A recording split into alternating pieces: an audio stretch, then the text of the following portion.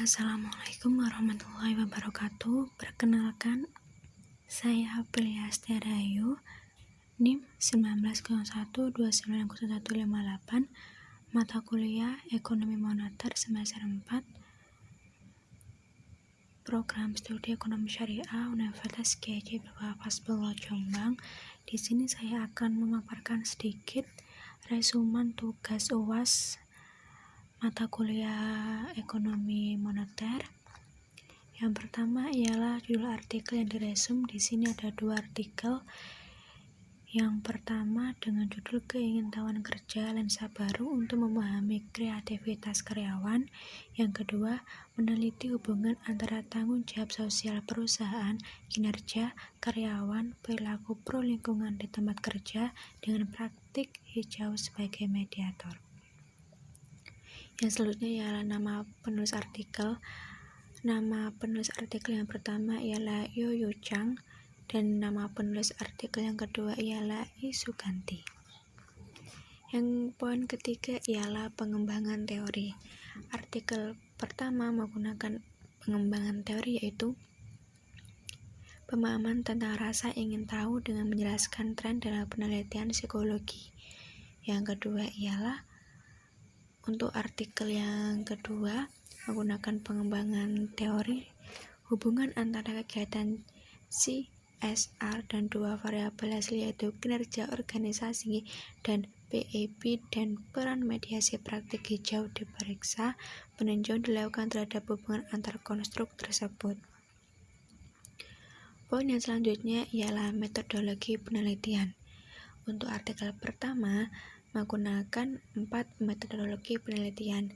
Yang pertama ialah keingintahuan sifat negara, keingintahuan epistemik, keingintahuan persepsi, dan keingintahuan eksplorasi inventaris. Untuk artikel kedua menggunakan 3 metodologi penelitian. Yang pertama pengukuran, yang kedua sampel dan pengumpulan data, dan yang ketiga prosedur analisis data. Berikut ialah 3 judul artikel untuk tambahan dalam meresum atau memahami 2 artikel yang pertama tadi. Yang pertama ialah peningkatan kinerja sumber daya manusia melalui motivasi dan disiplin, dengan nama penulis Agung Brihantro. Dan artikel yang kedua dengan judul Peranan Manajemen Sumber Daya Manusia dalam Organisasi, dengan nama penulis Syamsur Rizal SEMM. Dan yang ketiga, Studi Penerapan Produksi Bersih, Studi Kasus pada Perusahaan Pulp and Paper Serang, dengan nama penulis Winarti Dwi Nugraha.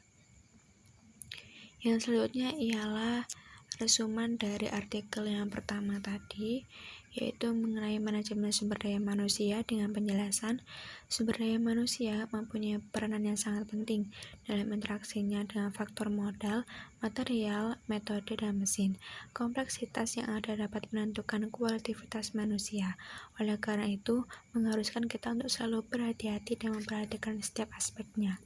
Hal ini sebagaimana yang dikemukakan oleh Sinder 1989 bahwa manusia merupakan sumber daya yang paling bernilai, dan ilmu perilaku menyiapkan banyak teknik dan program yang dapat menuntun pemanfaatkan sumber daya manusia secara lebih efektif.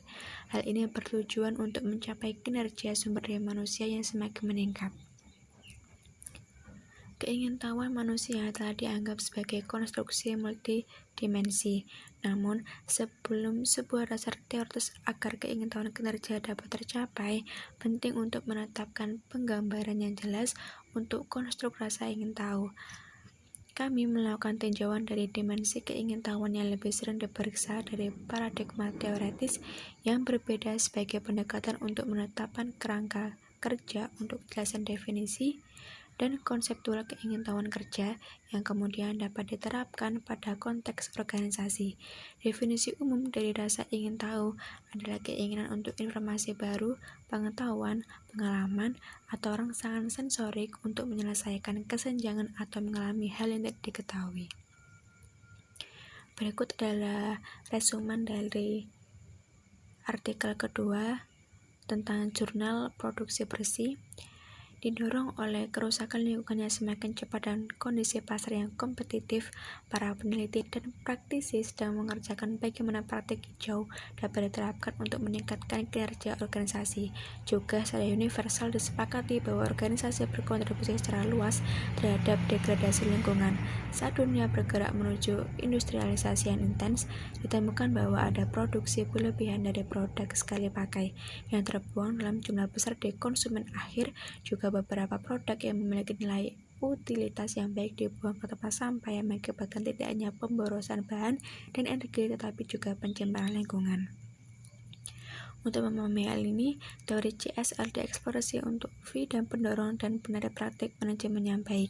Teori CSR pemangku kepentingan didasarkan pada hubungan tata kelola yang menekankan pada kekuatan yang diberikan oleh pemangku kepentingan pada bisnis, yaitu CSR adalah tanggung jawab pemangku kepentingan perusahaan dan memiliki konfirmasi hubungan antara kegiatan CSR dan kinerja organisasi.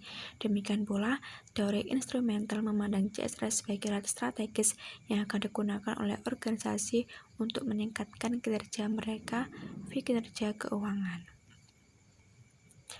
Untuk judul yang akan saya tulis di sini dari referensi 5 artikel, yang pertama, yang kedua tadi, dan judul yang ketiga tadi ialah pengaruh sumber daya manusia terhadap kelancaran dan keefisienan dalam manajemen organisasi. Sekian